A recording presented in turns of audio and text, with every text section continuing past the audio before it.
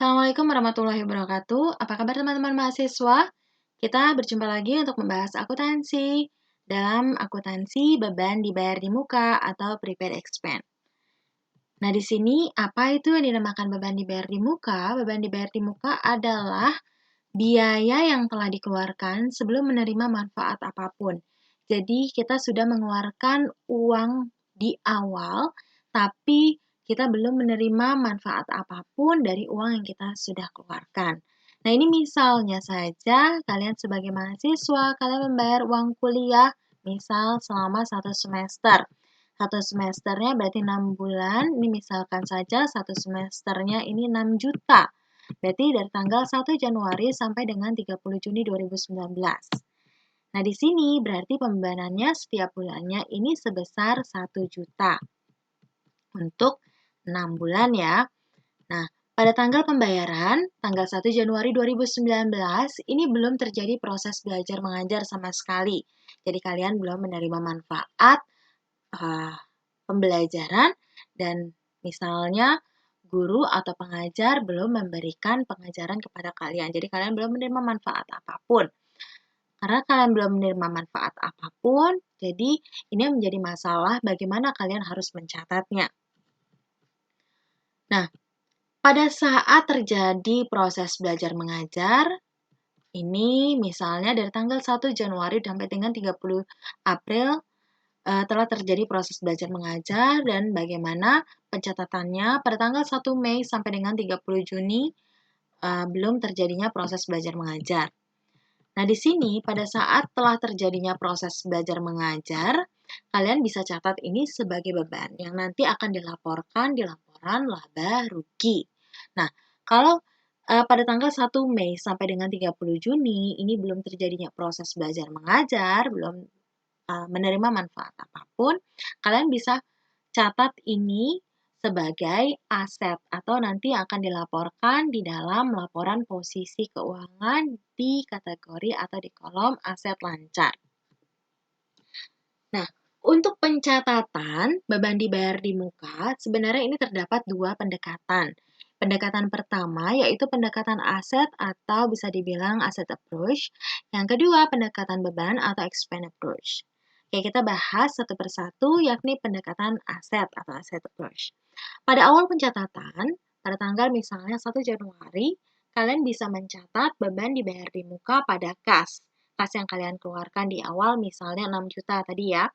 Nah, beban dibayar di muka, walaupun kata-katanya di sini awalnya beban, tapi karena di sini pembayaran di muka belum kalian menerima manfaat apapun, maka ini akan dilaporkan. Beban dibayar di muka ini, akun ini akan dilaporkan di dalam laporan posisi keuangan di kolom aset. Nah, pada saat telah terjadi proses belajar mengajar, berarti kalian perlu melakukan penyesuaian terhadap akun tersebut, akun beban dibayar di muka ini. Jadi misalnya awalnya kalian sudah menjurnal ini sebesar 6 juta. Nah, pada saat telah terjadi proses belajar mengajar, ini kan 6 juta ini untuk 1 semester. Nah, proses belajar mengajar ini misalnya cukup atau misalnya selama 4 bulan.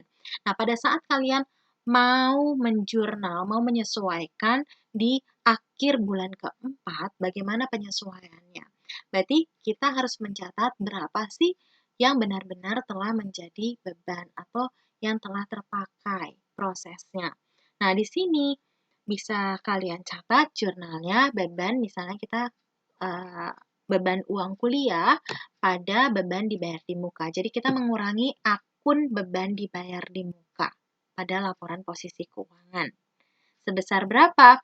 Sebesar berapa yang telah menjadi beban? Misalnya yang telah menjadi beban selama 4 bulan, berarti kan 4 juta. Berarti beban dibayar di muka pada beban uang kuliah pada beban dibayar di muka sebesar 4 juta. Nah, ini untuk proses atau pendekatan aset atau asset approach. Nah, yang kedua adalah pendekatan beban atau expense approach. Pada awal pencatatan ini sama, cuman akunnya yang berbeda. Akunnya di sini beban uang kuliah. Jadi kita langsung mencatatnya pada beban uang kuliah yang akan dilaporkan di laporan laba rugi pada kas sebesar misalnya tadi 6 juta. Nah, pada tanggal penyesuaian, karena telah terjadi proses belajar mengajar, untuk pendekatan beban ini, kita harus tahu nih, mana yang sudah menjadi beban dan mana yang belum menjadi beban, atau yang masih kategorinya beban dibayar di muka, pembayaran di muka. Jadi manfaatnya belum kita terima. Nah, berapa sih yang manfaatnya sudah kita terima dan berapa manfaat yang belum kita terima? Nah, ini bisa dihitung. Berarti manfaat yang belum kita terima, ini kan dari tanggal 1 Mei sampai dengan 30 April, berarti 2 bulan. Berarti yang belum kita terima ini sebesar 2 juta. Nah, ini yang harus kita jurnal. Beban dibayar di muka pada beban uang kuliah sebesar berapa? Sebesar 2 juta. Oke, sampai di sini untuk pencatatan beban dibayar di muka. Jadi untuk pembayaran di muka ini, pendekatan ini, pendekatan aset ataukah pendekatan beban, ini untuk perusahaan ini harus konsisten. Jadi nggak bisa berubah-ubah. Jadi dia awalnya pendekatan beban, kemudian pendekatan aset atau sebaliknya. Jadi kalau misalnya dia sudah memakai di awal pendekatan aset, maka seterusnya dia harus menggunakan pendekatan aset.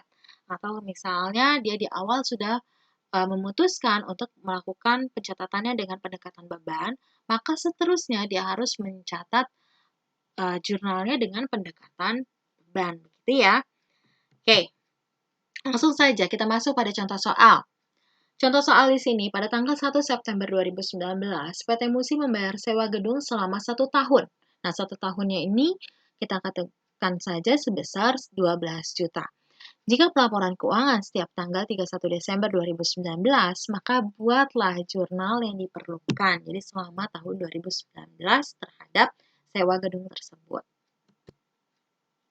Nah, ini berarti untuk 1 tahun dari tanggal 1 September sampai dengan 31 Agustus 2019. Nah, ini tanggal pelaporan tanggal 31 Desember 2019. Nah, di sini kita lihat nih dari dua pendekatan aset dan pendekatan beban. Pada saat pendekatan aset, di tanggal 1 September, kita akan menjurnal beban sewa gedung dibayar di muka pada kas.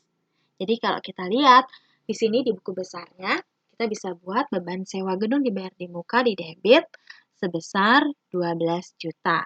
Nah, ini yang akan dilaporkan di laporan posisi keuangan. Jadi kalau misalnya kalian buat neraca saldo, neraca saldo awalnya, ini ada beban sewa gedung dibayar di muka di kategori aset ya, ini sebesar 12 juta. Nah, begitupun dengan pendekatan beban. Di pendekatan beban pada tanggal 1 September, ini bisa kita jurnal beban sewa gedung. Jadi kita langsung membebankan pada beban sewa gedung. Atau kategorinya di sini beban, yang akan dilaporkan di laporan laba rugi ya. Nah, ini pada neraca saldo, kita sudah nih mencatat 12 juta. Makanya di sini di buku besarnya, beban sewa gedung ini 1 September sebesar 12 juta. Oke, pada tanggal penyesuaian, nah penyesuaian maksudnya manfaat, kita harus menghitung nih, berapa manfaat yang sudah terpakai dari tanggal 1 September 2019 sampai dengan 31 Desember 2019. Nah, ini manfaat yang terpakainya ini selama berapa bulan? September, Oktober, November, Desember. Berarti selama 4 bulan ya, dari tanggal 1 September sampai dengan 31 Desember 2019. Nah, 4 bulannya ini berapa yang sudah terpakai? Yang sudah terpakai berarti kalian bisa hitung 4 per 12 dikali 12 juta sama dengan 4 juta. Berarti kita harus menjurnal nih beban sewa gedung pada beban sewa gedung dibayar di muka. Jadi ini akun aset ini kita kurangi dari yang 12 juta tadi kita kurangi sebesar 4 juta. Nah, kita lihat di buku besar beban sewa gedung dibayar di muka. Pada tanggal 1 September, tadi kita sudah mencatat ini sebesar 12 juta. Pada tanggal 31 Desember, ada pencatatan bahwa beban sewa gedung dibayar di muka ini dikredit sebesar 4 juta. Berarti saldo di neraca saldo di akhir, jadi setelah penyesuaian, ini harus ada untuk beban sewa gedung dibayar di muka ini harus ada sebesar 8 juta. Ini yang setelah penyesuaian, neraca saldo setelah disesuaikan. Nah, muncul lagi beban sewa gedung ini sebesar 4 juta. Gitu ya. Nah, untuk pendekatan beban, di awal kita sudah menjurnal beban sewa gedung pada kas sebesar 12 juta. Nah, kita harus menyesuaikan nih, berapa yang perlu kita sesuaikan terhadap akun beban sewa gedung. Berarti kita harus tahu nih, berapa yang benar-benar sudah menjadi beban yang sudah terpakai dan berapa yang belum terpakai. Nah, berarti harus berapa nilai akun beban sewa gedung pada laporan neraca saldo. Nah, pada laporan neraca saldo, karena awalnya sudah kita catat untuk beban sewa gedung ini sebesar 12 juta, kita koreksi. Karena di sini yang sudah terpakai selama 4 bulan, berarti yang sudah terpakai itu berapa? 4 juta ya, tadi sudah kita hitung, di sini 4 juta, 4 per 12 dikali 12 juta, berarti beban sewa gedungnya ini yang sudah terpakai, ini 4 juta. Berarti yang belum terpakai ini sebesar 8 juta. Ini harus kita sesuaikan. Berarti kita menjurnalnya beban sewa gedung dibayar di muka pada beban sewa gedung sebesar 8 juta. Maaf, sebesar 8 juta. Nah, kalian lihat di buku besar di sini, beban sewa gedung sebenarnya untuk pendekatan aset maupun pendekatan beban, ini hasil akhirnya akan sama. Nah, di sini kalian bisa lihat beban sewa gedung pada tanggal 1 September, dia sudah membuat akun 12 juta pencatatannya. Pada tanggal 31 Desember ini penyesuaiannya 8 juta yang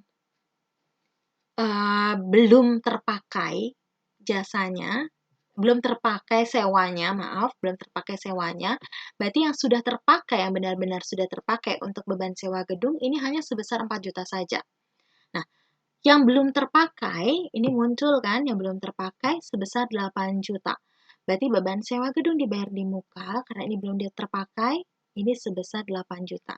Nah, hasil akhirnya untuk neraca saldo setelah disesuaikan, ini baik pendekatan aset maupun pendekatan beban. Ini sebenarnya sama saja. Nah, ini masalahnya cuma bagaimana cara pencatatan dan bagaimana cara pendekatan yang dilakukan oleh perusahaan. Oke, sampai di sini kira-kira apakah kalian sudah paham? Oke, terima kasih. Wassalamualaikum warahmatullahi wabarakatuh.